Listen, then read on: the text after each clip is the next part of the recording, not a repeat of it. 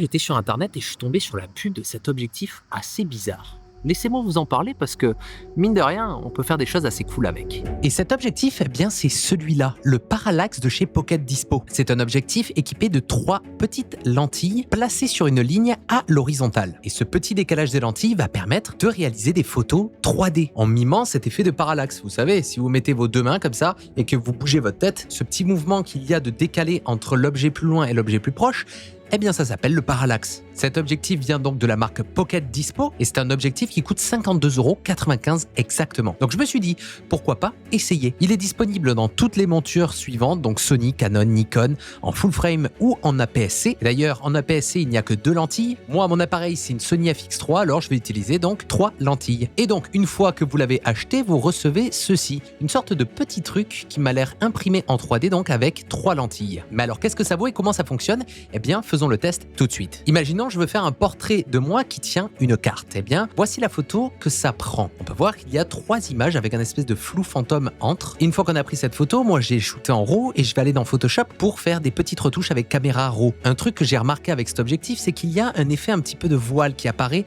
très facilement dans les hautes lumières, comme vous pouvez le voir ici aussi. Donc petit tips dans Caméra Raw, n'hésitez pas à augmenter la correction du voile pour essayer d'obtenir une image plus homogène. Une fois que votre image est retouchée et que vous en êtes content, vous allez aller sur le site Pocket Dispo et ici, il y aura donc l'onglet Parallax. Et en fait, vous aurez cette petite interface et il vous suffira de choisir donc entre Full Frame Parallax et Crop Sensor Parallax. Moi, c'est Full Frame. Et ensuite de mettre votre image avec les 3 lentilles. Prenons par exemple cette image de moi avec cette carte. Et ici, donc, il y aura la frame 1, frame 2, frame 3. Il a automatiquement découpé l'image. Et ensuite, ici, avec le petit curseur, vous allez devoir cliquer sur des points de repère. Donc moi, par exemple, je vais prendre la petite pépite qu'il y a dans mon œil, comme ça, de lumière. C'est un choix plutôt facile pour se repérer dans l'image. Hop, une fois que ça c'est fait, ici, je vais pouvoir donc gérer les contrastes ou autres. Mais moi, je les ai fait dans Photoshop. Donc je vais cliquer sur Preview Wiggle. Et voilà, maintenant, j'ai ici la photo qui bouge. Je vais pouvoir gérer l'animation speed si on le veut que ça soit lent ou alors rapide. Moi, je vais le mettre un petit peu comme ça en médium. Et la durée de la vidéo, donc 2 secondes ou alors 10. Ensuite, vous aurez des paramètres d'interpolation pour pas avoir cet effet de cassure. D'après mes tests, c'est pas dingue. Alors moi, je le laisse sur off. Ça donne en fait cet effet de charme de vidéo saccadée. Vous allez pouvoir aussi recadrer automatiquement dans d'autres formats, comme par exemple portrait ou alors 9/16e pour les stories Instagram. Et ensuite, vous allez pouvoir l'exporter en MP4, MOV ou GIF. Et voici donc le résultat final. Je trouve ça plutôt cool. Mais il y a quelques petites choses, quelques petites contraintes avec cet objectif qu'il faut prendre en compte. Déjà, oubliez de prendre des choses en macro avec cet objectif. La distance de mise au point est de 1 mètre jusqu'à l'infini. Donc, tout sujet au-dessus d'1 mètre sera net. Mais donc, si vous voulez prendre un close-up sur un objet d'une montre ou quoi, ça ne marchera pas. Ok, donc maintenant on connaît les contraintes, mais comment être créatif avec cet objectif? Voilà pourquoi je me suis dit, pourquoi pas modifier chacune de ces images pour créer une sorte d'animation. Donc les modifier petit à petit pour créer un boomerang comme ça, qui bouge. Alors c'est parti, on va commencer avec la première idée. Voici un arbre. Et cet arbre, je me suis dit, pourquoi pas me placer juste ici et faire genre que je suis en train de donner un coup de poing et qu'il sort beaucoup plus loin. Comme si mon bras était un petit peu élastique, un peu à la One Piece, Gomu Gomu, tu connais. Du coup, voilà, ça va être ça l'idée. On va faire 3 photos que vous voyez juste ici. Et donc, après, je vais fusionner, du coup, 3 photos en une seule, en sélectionnant les parties, en les masquant. Voilà quoi, tout simplement pour créer la mienne. Et voici le résultat final. Je marchais en forêt, là où je fais mes à peu près 10 000 pas par jour. Et j'ai regardé ici une sorte de petite trace de bagnole, regardez. Bam! Voilà, comme ça. Ça a creusé en fait dans le sol. Bon, et comme vous le voyez, il n'y a pas beaucoup de luminosité. En fait, j'avais le choix entre beaucoup de luminosité ou alors un bruit infernal de cigales qui font des appels à l'orgie. Ah là, ça veut avoiner sec, là, ouais. Mais elles sont plus calmes. Elles sont plus calmes qu'il y a 2-3 heures. Donc ouais, j'ai fait le choix pour vos petites oreilles d'avoir peu de luminosité.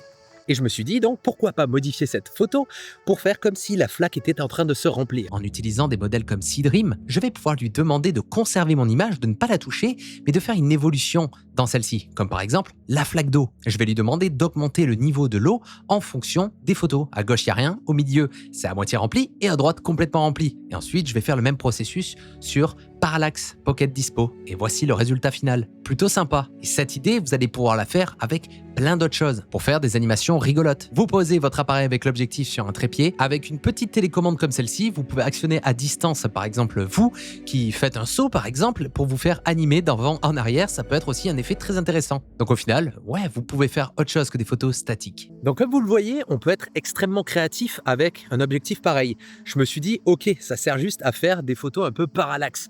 Mais en fait, si on réfléchit bien, eh bien on peut faire des petites animations assez intéressantes si on a les bonnes idées. En tout cas, j'espère que cette petite vidéo vous a plu. C'est la toute première vidéo sur ma chaîne secondaire et j'espère qu'elle vous plaît. J'avais envie de réellement m'exprimer d'une nouvelle manière. Sur Atom, mon pseudo sur internet, eh bien je crée des choses en rapport avec le cinéma, la 3D, les effets spéciaux et maintenant l'IA. En fait, j'explique des technologies pour créer. Et en fait, sur cette chaîne, préparez-vous parce que en fait, la prochaine vidéo, ça va être sur ma nouvelle bagnole, une Tesla. Oui, je vais vous expliquer pourquoi j'ai choisi ce modèle, les accessoires que j'utilise. Donc ça va être trop cool parce que j'ai envie de faire tout et n'importe quoi. Ici, ça va être, vous regardez pas forcément un seul et même sujet, vous regardez un univers. Et j'ai envie de vous partager tout ça parce que j'en ai réellement le besoin. YouTube, ça a toujours été ma passion. Atom, c'est devenu vraiment mon métier à part entière. Enfin, ma passion que je transforme en métier. Mais avec Eric, j'ai juste envie, voilà, comme son nom l'indique, c'est vraiment mon prénom, eh bien, de juste faire mes kiffs. Mes kiffs.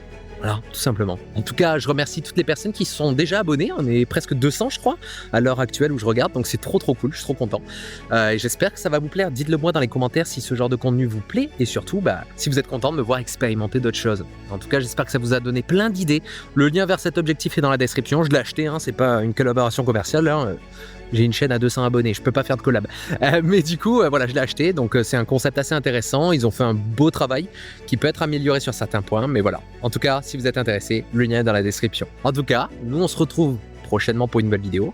C'était Eric. Ciao!